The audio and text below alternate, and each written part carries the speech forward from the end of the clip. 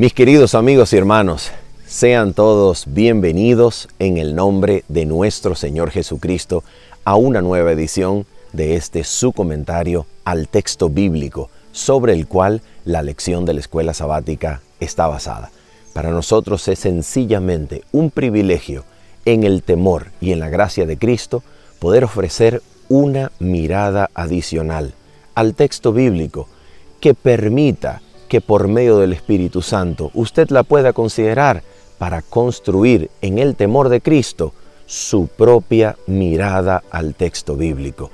Para que si usted es un estudiante de la escuela sabática, un maestro de la escuela sabática, o sencillamente una persona que anhele crecer en la gracia de Cristo por medio de la contemplación de las Sagradas Escrituras, el Espíritu de Dios pueda cumplir su preciosa promesa para usted de enseñar individualmente para que la promesa del pacto eterno pueda ser cumplida, en la cual ninguno enseñará a su prójimo diciendo «Conoce al Señor», sino que todos, desde el mayor hasta el menor de ellos, me conocerán, dice el Señor. Gloria a Dios por esas palabras. Así que vamos a orar y de inmediato nos introducimos al estudio de la lección número 9 de la escuela sabática titulada Guárdense de toda avaricia. Vamos a orar. Nuestro Padre bendito y santo, en el nombre precioso, nombre suficiente, nombre bueno de Cristo, queremos pedirte, Padre, que vengas por medio de tu Santo Espíritu y nos instruyas personalmente, Padre, como lo hacías con Enoc, como lo hacías, Padre, con esos personajes bíblicos que comprendieron tu voluntad. Muéstranos a Cristo, Padre. Eleva nuestras débiles miradas y permítenos contemplarle, lleno de gloria, lleno de hermosura y santidad, para ser transformados a su imagen y semejanza. Te lo pedimos, bendito Señor, en el nombre de Jesús. Amén y amén. Vamos entonces, en primer lugar, a comentar esencialmente cuál es la razón por la cual la codicia, la avaricia, son tomadas en la Biblia como idolatría. ¿Cuál es la razón por la cual la ley de Dios tomó a bien mostrarnos como último mandamiento de los 10 dados y revelados en pleno al pueblo de Dios, mostrarnos la codicia como el último de los 10 mandamientos y aquel que se encarga de mostrarnos que la ley no solamente concierne a la conducta externa del ser humano, sino que la ley legisla esa vida interna, esos pensamientos, motivos y fines que solamente el corazón individual puede llegar a conocer. ¿Por qué razón? ¿Cuál es el fundamento de este gran mandamiento de la ley de Dios que advierte diciendo no codiciarás? En primer lugar, para nosotros comprender esencialmente cuál es la razón por la cual la codicia es tan terrible delante de Dios, nosotros necesitamos comprender cuál es el mensaje que el Creador, nuestro Señor Jesucristo, ha querido dejar en todo cuanto existe. ¿Cuál es el mensaje que Él escribió en la estructura misma de la creación? ¿Cuál es su mensaje? Para comprender esto, quisiera compartirte palabras que son muchísimo mejores que las mías. Palabras sabias, palabras inspiradas por el Espíritu de Dios. Y quiero comentarte entonces el principio del libro deseado de todas las gentes, que con palabras insuperables nos dice lo siguiente. En su página número 11, hablando acerca de Cristo como Creador y Cristo como se reveló para nosotros, muriendo en la cruz del Calvario, la mensajera del Señor comenta las siguientes palabras. Atención, dice así: a la luz del Calvario se verá que la ley del renunciamiento por amor es la ley de la vida para la tierra y el cielo, que el amor que no busca lo suyo, tiene su fuente en el corazón de Dios, y que en el manso y humilde se manifiesta el carácter de aquel que mora en la luz inaccesible al hombre. ¿Te das cuenta cómo se llama, de acuerdo con estas preciosísimas palabras, cómo se llama la ley, que significa la vida? Nota esto, mi amigo y hermano, no es cualquier cosa, es la ley que significa la vida para la tierra y para el cielo. ¿Cómo se le llama a esta ley? Se le llama en estas palabras la ley del renunciamiento por amor. En otras palabras, es el amor que no busca lo suyo, es el amor que está orientado hacia el otro, es el amor que concibe el servicio como la cosa más gloriosa que puede existir.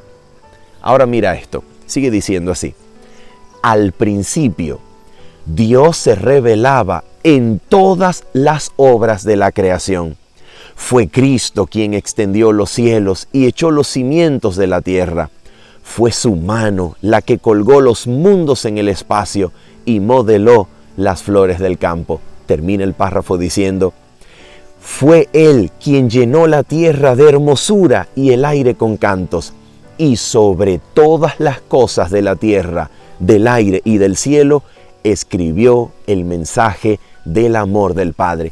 ¿Cómo lo hizo? ¿Cómo hizo para escribir en cada cosa de la creación el mensaje de amor del Padre? Aquí está la razón. Aquí está la forma en la cual su mensaje de amor quedó escrito en todas las cosas de la creación.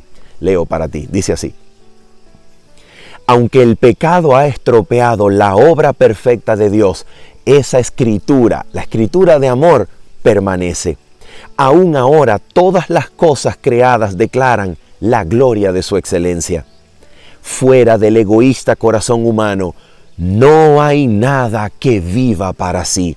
No hay ningún pájaro que surca el aire, ningún animal que se mueve en el suelo, que no sirva a alguna otra vida. No hay siquiera una hoja del bosque, ni una humilde brizna de hierba que no tenga su utilidad. Cada árbol, arbusto y hoja emite ese elemento de vida, sin el cual no podrían sostenerse ni el hombre ni los animales. Y el hombre y el animal, a su vez, sirven a la vida del árbol y del arbusto y de la hoja. ¿Te das cuenta cómo es el sistema? Todo el sistema de la creación consiste en que nada vive para sí. Todo cuanto vive tiene un elemento útil de vida que comunica vida, comunica la posibilidad de vivir, de tomar existencia y sencillamente de seguir funcionando a alguna otra vida. Nada vive solamente para el servicio propio. Y ese mensaje quedó estructurado, quedó grabado en cada cosa de la creación, para que a través del funcionamiento del mundo natural pudiésemos intuir el mensaje que fue escrito por el Creador. La gloria de Dios consiste en dar. La ley del cielo y de la tierra es el renunciamiento propio. Nada vive para sí. Fuera del egoísta corazón humano, la ley que quedó escrita en todo cuanto existe es que nada vive solamente para sí, y la ley del dar muestra la gloria de la excelencia del Creador. Y eso es exactamente lo que sigue diciendo. Atención, mira cómo continúa la página número 12, párrafo 3. Mirando a Jesús, vemos que la gloria de nuestro Dios consiste en dar. De eso se trata. La gloria del Creador consiste en dar, y ha estructurado la creación para que comunique ese mensaje. Nada vive solo para sí. Cada elemento ayuda a otra cosa a vivir o continuar existiendo. Ahora mira, aquí está el punto de inflexión. aquí está lo que cambió todo.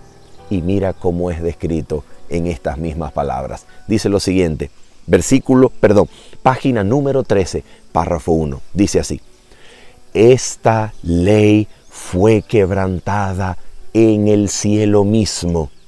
El pecado tuvo su origen en el egoísmo. Lucifer, el querubín protector, deseó ser el primero en el cielo. Y eso es exactamente lo que va a comentar y mostrar para nosotros el texto bíblico que encontramos en Isaías, capítulo número 14. Mira lo que nos dice. Isaías, capítulo número 14. Y nuestro texto se encuentra en el versículo número 12. Sin embargo, antes de leer el versículo número 12, sería muy revelador que nosotros prestásemos atención a quién está destinada esta endecha, a quién está destinada esta advertencia. En el versículo número 4 se nos dice, sin duda, quién es el receptor. Dice así: pronunciarás este proverbio contra el rey de Babilonia y dirás. ¿Quién es el receptor original de este mensaje escrito por el profeta Isaías? Es el rey de Babilonia. Ahora, al rey de Babilonia se le tomará como una imagen minúscula, figurada del mismo Lucifer, aquel que cambió la gloria de Dios para buscar lo suyo propio. Y es exactamente lo que toda la Escritura nos va a enseñar acerca de Babilonia. Babilonia no solamente es un lugar geográfico que quedaba en la llanura bifurcada entre el río Tigris y el Éufrates. No, Babilonia es también una mentalidad que tiene su autoría en la mente de Satanás. Lucifer, convertido en antagonista, enemigo de Dios y diablo, será aquel que promueva la mentalidad babilónica que existe solamente para servirse a sí misma. Es la mentalidad de aquel que solamente busca lo suyo, aquel que no vive para servir, sino para ser servido, aquel que sencillamente afirma el yo como el objetivo a ser gratificado, y esto no conocerá límites. De esto se trata. El yo que niega la gracia, el yo que prefiere no creer, el yo que permanece en la incredulidad, negando las promesas de Dios para afirmar su propia sabiduría, para afirmar su propia fuerza, para afirmar la existencia de una mentalidad satánica que solo busca lo suyo y ser gratificado sin límites. Esta es la mentalidad babilónica y tiene su origen en la mente de Satanás. Vamos a leer Isaías 14, versículo número 12. Dice así para nosotros: ¿cómo caíste del cielo, oh lucero, hijo de la mañana? Cortado fuiste por tierra, tú que debilitabas a las naciones. Tú que decías en tu corazón, subiré al cielo. En lo alto, junto a las estrellas de Dios, levantaré mi trono, y en el monte del testimonio me sentaré a los lados del norte. Sobre las alturas de las nubes subiré, y seré semejante al Altísimo. Este querubín, uno de los dos querubines, según el mueble llamado Arca del Pacto, ubicado en el lugar santísimo del santuario terrenal, uno de los dos querubines cuyas alas cubrían la gloria de Dios en la misma presencia de Dios, codició, escucha bien, lo único que Dios se había reservado. Atención, si el pecado se hubiese misteriosamente levantado en un ser inferior a Lucifer, el pecado tendría la excusa de ser una búsqueda de un mejoramiento, una búsqueda de un peldaño más, una búsqueda de algo que no se concedió. Pero nota, lo único que Lucifer no era ser el mismo Dios, era ser Dios mismo. Esto es exactamente lo que la historia del comienzo del pecado nos enseña. El pecado no tiene razón de ser, no tiene disculpa, no tiene excusa. Explicarlo o incluso hallar una causa para su existencia equivale a defenderlo. ¿Qué otra cosa podía Lucifer aspirar, sino lo único que no era? Ser el mismo Dios. Esto fue lo que él quiso. Quiso ser el mismo Dios, ante cuya sabiduría los habitantes del universo dispusieran su entrada y su salida, su vida y su existencia. Él cuestionó, atención, no la existencia de Dios, cuestionó el que Dios diera una ley que dirigiera la conciencia, la vida de todo ser creado.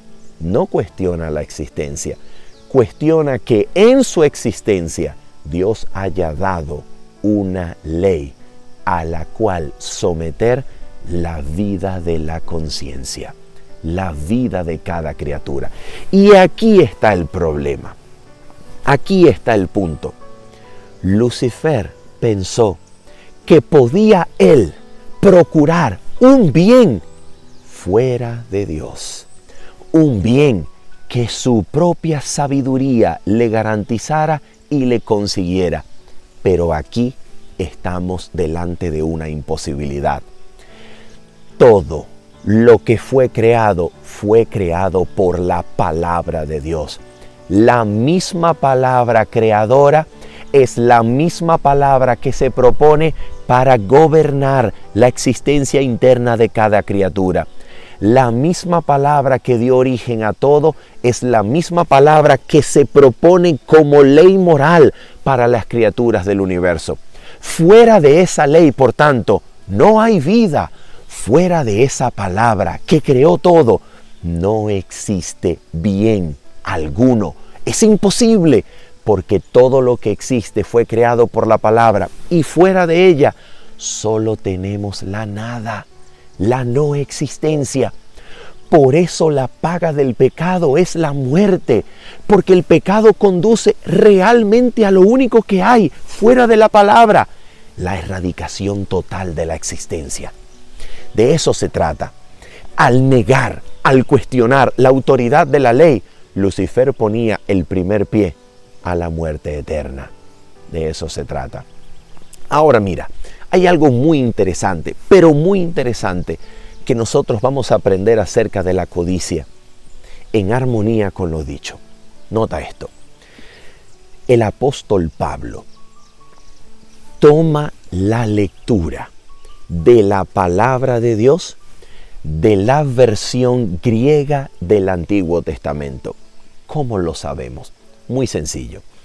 La versión griega del Antiguo Testamento, en el último de los mandamientos, en Éxodo capítulo número 20, cuando fue traducida del hebreo al griego, lee: no codiciarás, como me epitumetheis, del verbo epitumeo, que quiere decir codiciar o experimentar deseo acerca de algo. La palabra epitumía, que es el sustantivo del verbo epitumeo, que es el que aparece en Éxodo 20 como me epitumeseis, no codiciarás. La palabra epitumía es traducida como deseo.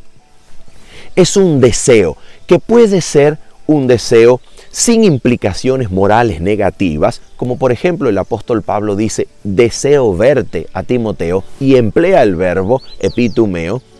El sustantivo epitumía entonces puede ser un deseo sin implicaciones morales negativas, o puede ser, según el contexto, traducido como concupiscencias o malos deseos o deseos pecaminosos.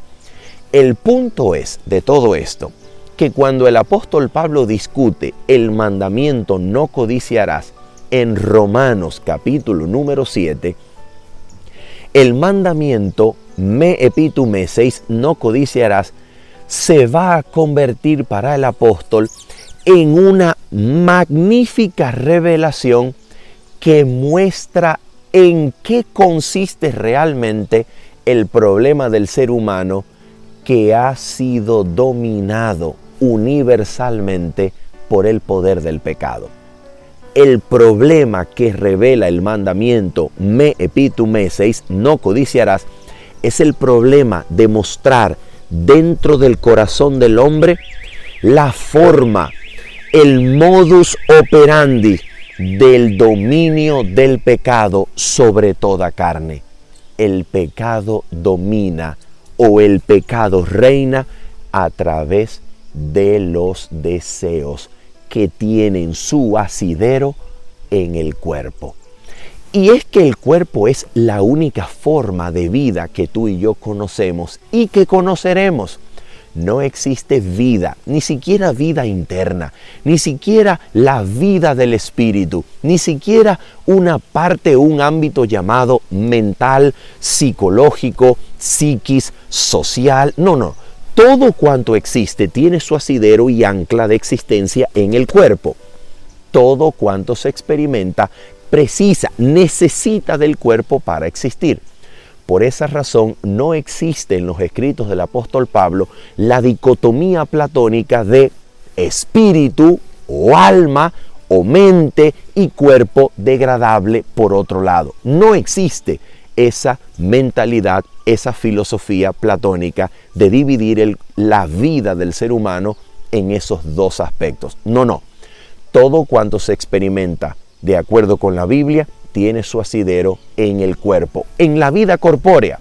Entonces, mira lo que dice el apóstol Pablo acerca de la epitumía, acerca de los deseos. Atención, epitumía es traducida entonces como codicia, como deseo pecaminoso, como malos deseos, como concupiscencia, en fin, de acuerdo al apóstol Pablo, es la raíz del problema o la forma esencial en la cual el pecado y su poder han dominado al ser humano por medio de los deseos y pasiones que tienen su asidero en el cuerpo, en la vida corpórea, única vida conocida y que será experimentada por cualquier ser humano en la historia del mundo y del plan de salvación. Entonces mira esto, Romanos capítulo número 1, mira lo que el apóstol Pablo nos va a enseñar.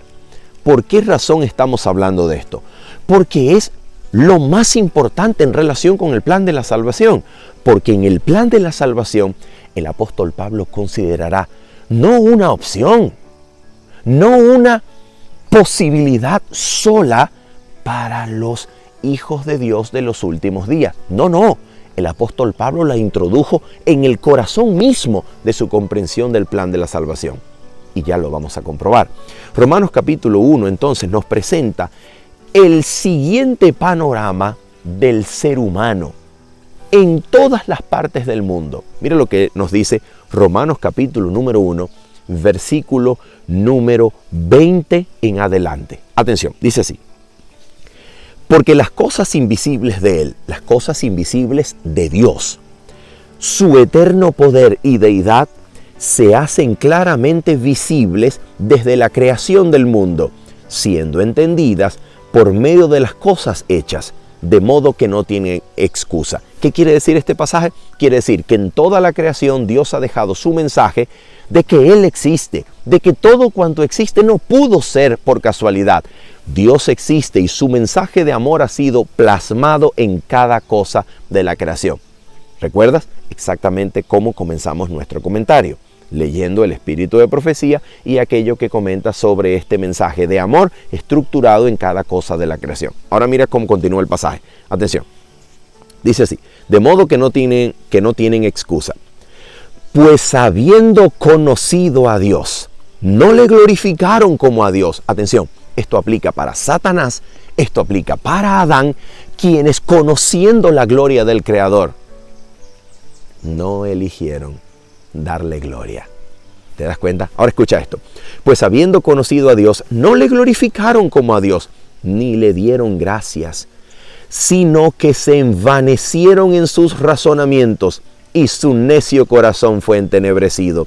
profesando ser sabios, se hicieron necios y cambiaron la gloria del Dios incorruptible en semejanza de imagen de hombre corruptible, de aves, de cuadrúpedos y de reptiles. En otras palabras, lo que aquí está sucediendo es que cuando la criatura cambió la gloria de Dios por el servicio del yo, por el servicio a sí mismo, cuando la criatura cambió la gloria de Dios, entonces se convirtió en idólatra por excelencia, en idólatra por esencia. ¿Por qué? Porque precisamente al cambiar la gloria de Dios por cualquier otra cosa, entonces la criatura les rinde culto a lo que sea, a cualquier cosa creada, a cualquier placer, a cualquier vicio, a cualquier deseo, a cualquier imagen degradada de la divinidad. De eso se trata. Al cambiar la gloria de Dios por cualquier otra cosa, el ser humano se vuelve idólatra. Y esto ocurre con cada criatura del universo. Que así proceda.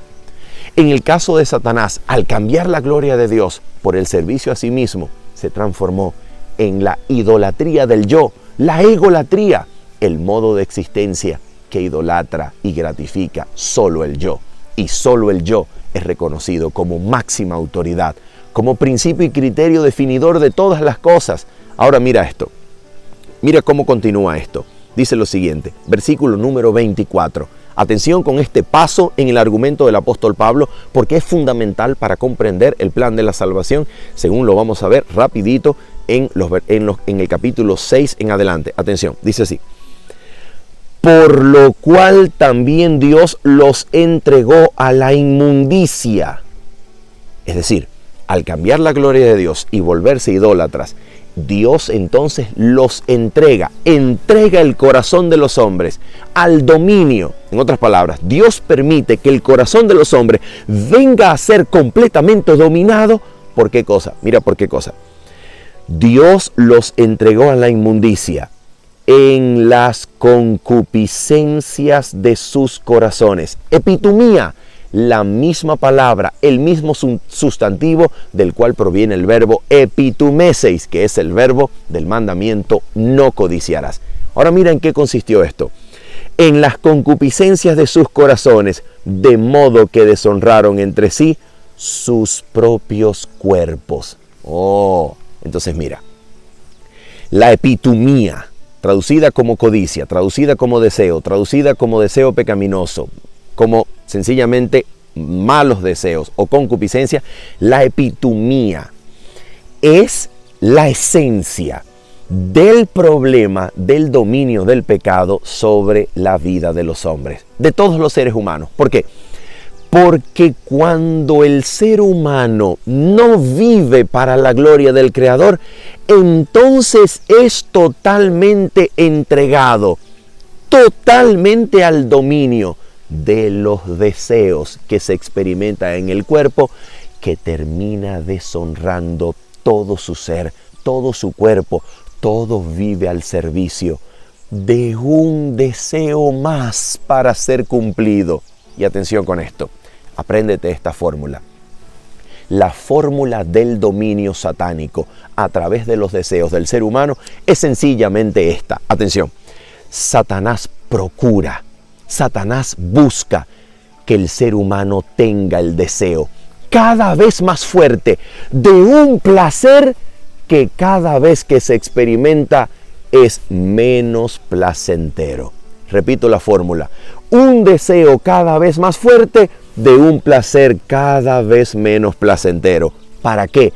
Para que la esencia del dominio y esclavitud sea el deseo, la epitumía, para que cuando el placer llegue ya no sea tan placentero y sea necesario volver a buscar un deseo más, una dosis más fuerte, un incremento más de placer y de intensidad, para que el deseo sea la cárcel en la cual todos los seres humanos sean presos y allí mueran. De eso se trata el dominio de los deseos y pasiones sobre el ser humano. Esto es según Romanos capítulo número 6, el instrumento del reino del pecado para muerte. El pecado reina sobre los seres humanos por medio de los deseos, cuyo asidero está en el cuerpo. ¿Cuál es la solución entonces? Si la codicia, los malos deseos se producen entonces allí, en lo interno del hombre, y amenazan con esclavizarlo para el resto de su vida, y este es el propósito de Satanás, ¿cuál es la solución? ¿Cuál es el plan de Dios ante esto? Romanos capítulo número 6 nos lo va a decir. En consonancia con Romanos 7 y Romanos 8 nos va a presentar en qué consiste el plan de la salvación, para ser librados de la codicia, para ser librados de los deseos que esclavizan. De esto se trata. Mira lo que dice aquí Romanos capítulo número 6. Atención, Romanos capítulo número 6, mira lo que nos enseña para vencer en el nombre de Cristo el dominio de los malos deseos, el dominio de la epitumía, traducidos, repetimos, como codicia, como malos deseos, malos pensamientos, concupiscencia. ¿Cuál es el resultado del plan de la salvación cuando se experimenta en el ser humano con el poder del Creador? Mira lo que hace el plan de la salvación. Romanos capítulo número 6, versículo 1 en adelante. ¿Qué pues diremos? ¿Perseveraremos en el pecado para que la gracia abunde? En ninguna manera, porque los que hemos muerto al pecado, ¿cómo viviremos aún en él? ¿Y cómo podemos entonces? Esta es la pregunta. ¿Cómo podemos morir al pecado para que ya no domine más? Dios estableció lo siguiente. Mira esto. Versículo 3. ¿O no sabéis que todos los que hemos sido bautizados en Cristo Jesús hemos sido bautizados en su muerte? Porque somos sepultados juntamente con Él para muerte por el bautismo, a fin de que como Cristo resucitó de los muertos por la gloria del Padre, así también nosotros andemos en vida nueva. De eso se trata. De eso se trata lo que Cristo logró al venir a esta tierra. Mira esto. Nuestro bautismo por la fe es sencillamente la participación de la muerte de Cristo en su cruz. Por eso, al ser bautizados, somos crucificados juntamente con Él. ¿Para qué? Para participar de los beneficios de la muerte de Cristo en la cruz. ¿Cuáles son los beneficios de la muerte de Cristo en la cruz? Mira cómo se plantea el beneficio en el versículo número 6. Aquí está el beneficio de la muerte de Cristo en la cruz en relación con la epitumía. Aquí está, atención, dice así. Sabiendo esto, versículo número 6, que nuestro viejo hombre fue crucificado juntamente con Él, y la única forma y razón lógica de por qué nuestro viejo hombre puede ser crucificado con Cristo juntamente con Él en su cruz es porque Cristo llevó esto a la realidad. Cristo fue crucificado y en su cruz crucificó esto mismo. Atención con esto, dice así. Sabiendo esto, que nuestro viejo hombre fue crucificado juntamente con Él, para que el cuerpo del pecado sea destruido, sea anulado, pierda su poder, a fin de que no sirvamos más al pecado. Nosotros, según Gálatas capítulo 5, versículo 24, al morir con Cristo, crucificamos la carne con sus epitumías y pasiones, sus epitumías y pacématas. ¿Qué quiere decir eso? Nosotros, al morir juntamente con Cristo por medio del bautismo, crucificamos el poder del dominio del cuerpo sobre nosotros. Crucificamos el dominio del pecado que tiene su asidero en el cuerpo. Cuando participamos de la muerte de Cristo en la cruz, el cuerpo con sus epitumías y pacématas, con sus deseos y pasiones, pierde su dominio sobre nosotros. Recibe en el nombre de Cristo una estocada de muerte por medio del Espíritu de Dios. Porque participamos de la cruz donde Cristo crucificó la carne en semejanza de pecado para crucificar aquello que el pecado había tomado como su centro de operaciones. el dominio de los deseos y las pasiones sobre el cuerpo. Cristo crucificó nuestra carne sobre la cruz, y entonces todo aquel que participa del bautismo, participa de su cruz, participa de su muerte, y de manera milagrosa el Espíritu Santo le quita, le arrebata el poder al cuerpo de pecado con sus deseos y pasiones que nos había esclavizado hasta ese punto. Entonces, aquel que sale del bautismo por medio del Espíritu Santo renovado, entonces experimenta la posibilidad de vivir ahora no conforme a la carne, no conforme al cuerpo de pecado, no conforme a los deseos y pasiones, sino que ahora puede vivir una vida nueva por el Espíritu Santo, que es el poder de Cristo, el poder del cielo entero, la tercera persona de la divinidad, que viene con poder no modificado, sino en la plenitud del poder divino para dominar todas las tendencias, deseos y pasiones hacia el mal, hereditarias y cultivadas, para que así el Espíritu pueda controlar los deseos y pasiones y liberar al hombre del dominio del pecado, que se experimentaba precisamente por el dominio y el servicio de los deseos y pasiones en el cuerpo. Ese es el plan de la salvación. Y todo es posible gracias a Cristo, su cruz y su resurrección, que hace posible que nosotros crucifiquemos en su cruz los deseos y pasiones que habían dominado nuestra vida, para que ahora la gracia reine por medio de su Espíritu Santo, que ha depositado en nosotros el poder de la resurrección, que aviva, que resucita las facultades muertas del alma, dominadas hasta ahora por el pecado, para ahora poder dominar por el Espíritu Santo los deseos y pasiones y vivir en armonía con su Espíritu, no según la carne, sino según el Espíritu. Esa es la razón por la cual Romanos capítulo 6 escribe lo siguiente para nosotros, versículo 12 y versículo 14.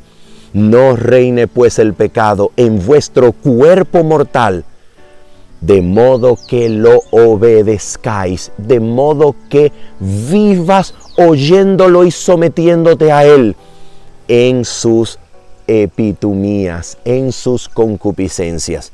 Versículo 14 dice, porque el pecado no se enseñoreará, no dominará sobre vosotros. ¿Por qué?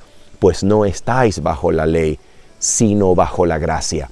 La llegada de la manifestación histórica de Cristo mostró que siempre Dios había provisto, había hecho disponible el dominio de la gracia para que la carne ya no nos domine más con sus deseos y pasiones, sino el poder del Espíritu, el mismo poder de la resurrección, para avivar, para vivificar nuestros cuerpos mortales, de modo que ahora en nuestras vidas corpóreas, la única vida posible para nosotros, hoy y siempre, en nuestra vida corpórea, los deseos y pasiones no nos dominen, sino el poder del Espíritu, sujetando, apagando cada fuego pasional y del deseo que amenaza con dominarnos.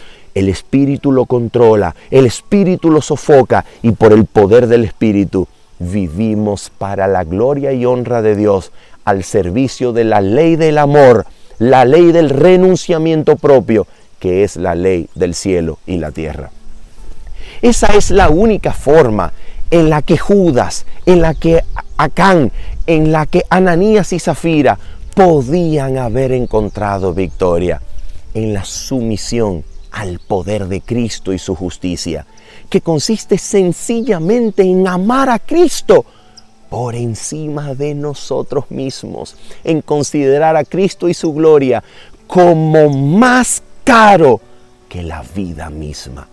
Esa lealtad que se rinde al Cordero de Dios y no al servicio del yo, esa lealtad que ama más a Cristo que a mí mismo, es lo único que permite vencer el dominio de la codicia, el dominio de los deseos, el dominio de la avaricia, que es idolatría, porque vive para gratificarse solamente a sí mismo. ¿Te das cuenta? De eso se trata.